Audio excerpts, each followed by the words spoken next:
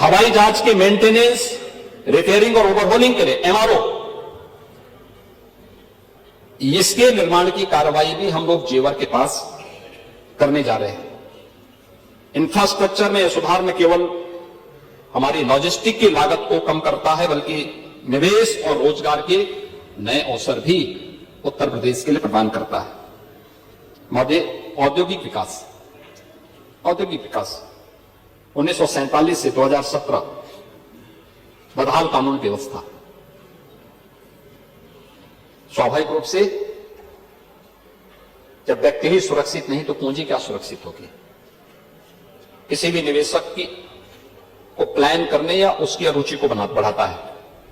औद्योगिक विकास नीति की शून्यता, पिक एंड चूज था, कोई पॉलिसी नहीं, पॉलिटिकल विल पावर की कमी थी, कोई राजनीतिक इच्छा शक्ति नहीं थी, और दूरदर्शी निर्णयों के कारण सार्वजनिक क्षेत्र की इकाइयों में तालाबंदी। कानपुर क्यों बर्बाद हो गया? कानपुर के सदस्य भी यहां से गायब है, वे भी गायब हो गए, वो बोलना नहीं चाहते थे, इच्छा ही नहीं, क्योंकि नहीं बोले तो सुनना नहीं चाहते ना, क्योंकि उसके लिए स्वयं दोषी है। हफ्ता वसूली, गैंग के सदस्य के रूप में काम करते रहे होंगे, लेकिन ये सब कानपुर को तबाह करने वाले लोग हैं। पारंपरिक हस्तशिल्प उद्योग के लिए कोई प्रोत्साहन नहीं। पांडे जी, आप तो इतने बुजुर्ग हैं, इतने वरिष्ठ हैं, और आपने देखा होगा उत्तर प्रदेश सूक्ष्म लघु मध्यम उद्यम का एक क्लस्टर रहा है, हर जनपद में रहा है, हर जनपद में रहा है, बहुत समृद्ध रहा है यूपी इससे। लेकिन ये हतोत्साहित होकर के एकदम मरणासन हो गया था। और 8 वर्ष में जो हुआ है,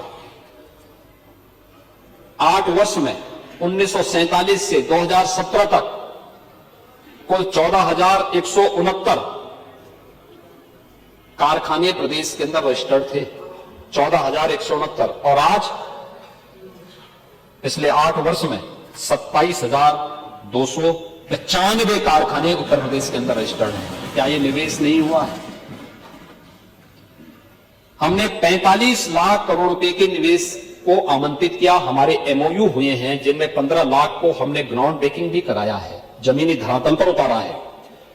इसके माध्यम से 60 लाख युवाओं को प्रदेश के अंदर ही रोजगार भी मिला है, और हमारे लगभग 3 से 5 लाख करोड़ रुपए के निवेश के प्रस्ताव पाइपलाइन में हैं, जिन पर अभी हम काम कर रहे हैं। इसके लिए 33 सेक्टोरियल पॉलिसीज बनाई गई। 1 डिस्ट्रिक्ट 1 प्रोडक्ट के माध्यम से उत्तर प्रदेश की परंपरागत उद्यम को प्रोत्साहित किया गया, उसको टेक्नोलॉजी के साथ जोड़ा गया, उसको डिजाइन के साथ जोड़ा गया, उसको पैकेजिंग के साथ जोड़ा गया, मार्केट लिंक किया गया, एक्सपोर्ट के साथ जोड़ा गया, और आज परिणाम है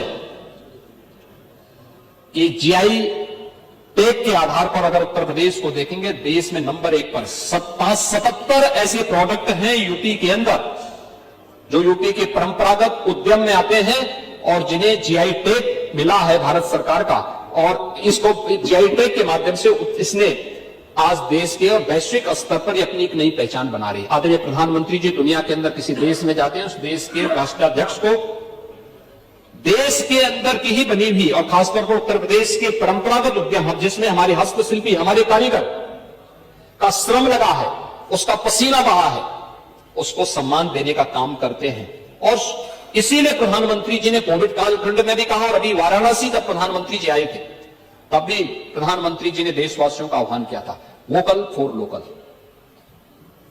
यह हस्तशिल्पी, यहां का पैसा यहीं के हस्तशिल्पियों को प्राप्त हो, यहीं के कारीगरों को प्राप्त हो, समृद्धि के लिए आवश्यक है हम स्वदेशी को अपनाएं।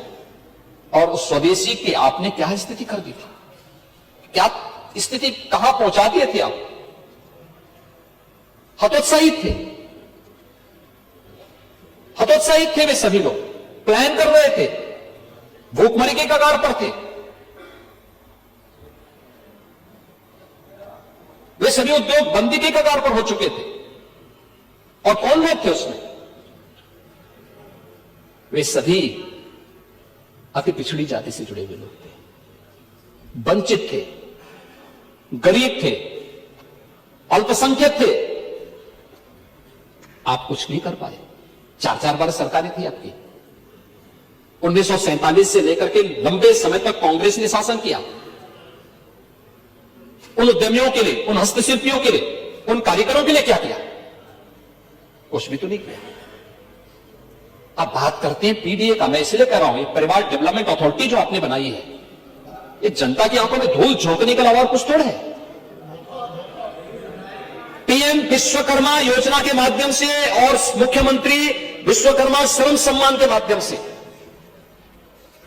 पिछले 8 वर्ष में गांव का मोची हो, गांव का धोबी हो, गांव का नाऊ हो, गांव का कारपेंटर हो, गांव का राजमिस्त्री हो, गांव का कुम्हार हो, गांव का कोई भी व्यक्ति हो, उसके एक निश्चित ट्रेनिंग, टूल किट बैंक से लिंक करना और उसको फिर से स्वावलंबन के पथ पर अग्रसर करने का काम डबल इंजन की सरकार ने किया है और इस पर लगातार कार्य कर रहे हैं। हमने बात